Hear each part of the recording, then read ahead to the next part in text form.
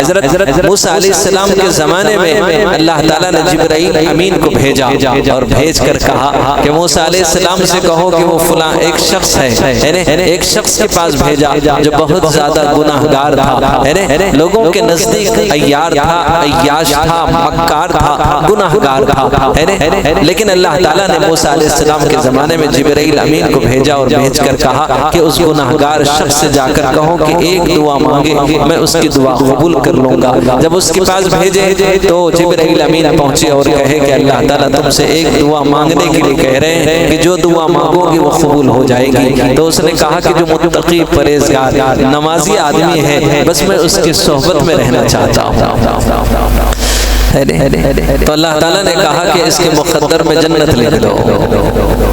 لیکن پھر جبرائیل سے کہا کہ جو متقی پارسا پرہیزگار آدمی ہے اس سے بھی جا کے پوچھ لو کہ وہ اس کے ساتھ رہنا چاہتا ہے یا نہیں رہنا چاہتا ہے۔ تو جب اس زاہد کے پاس، عابد کے پاس، متقی پارسا نمازی کے پاس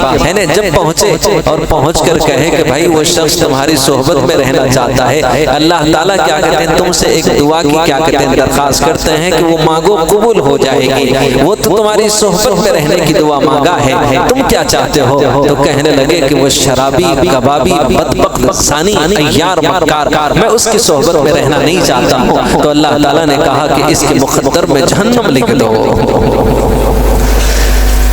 یہ شخص اس متقی پارسا آدمی کے تعلق سے اچھا گمان رکھتا ہے اور اس کی صحبت میں رہنے کو اپنے نصیب اور قسمت اور جنت کا حقدار اور مستحق بننے کی امید رکھتا ہے۔ امید ہے کہ میرے بدبختی، میرے گناہ، میرے خطا، میرے سیاہ کاریاں اس کی صحبت میں رہنے سے کیا کہتے ہیں خدا کے قرب کا سبب اور ذریعہ بنیں گے۔ لیکن اس عابد کو اپنے عبادت پر، اپنے علم پر غرور اور تکبر تھا، اس کے تکبر نے اس کو رب کی رحمت سے محروم کر دیا اور وہ تکبر اسے جہنم کے قریب اور اسے جنت سے کیا کہتے ہیں دور اور جہنم کے قریب کر دیا۔ تو اللہ تعالیٰ نہیں بول سکتے ہیں کہ کون سا کس کا عمل اللہ کے قریب کیا اور کس کی توبہ نے اسے جنت کے قریب کیا اور کس کا عمل کیا کہتے ہیں جو متکبرانہ ہو اپنے عمل پر، اپنے علم پر، اپنے زہد پر، اپنے تقوی پر۔ جو آدمی تکبر کرتا ہے ہمیں نہیں پتا ہے کہ ہمارا کون سا عمل اللہ کے نزدیک قبول ہے یا کیا کہتے ہیں مردود ہے،